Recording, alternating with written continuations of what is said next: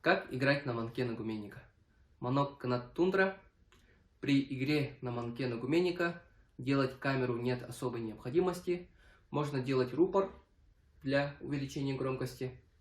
А так манок в основном держим на одной руке. Правильный выдох. Нужна широкая струя воздуха прямо из живота.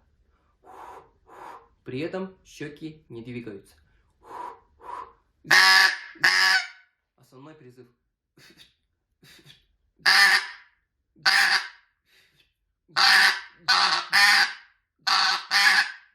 Бормотание.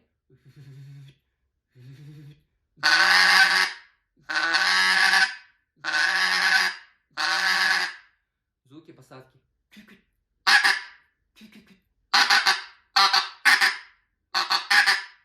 И высокие звуки. Для получения высоких звуков немного закрываем отверстие горна и уменьшаем струю воздуха. При этом увеличиваем давление. Резко.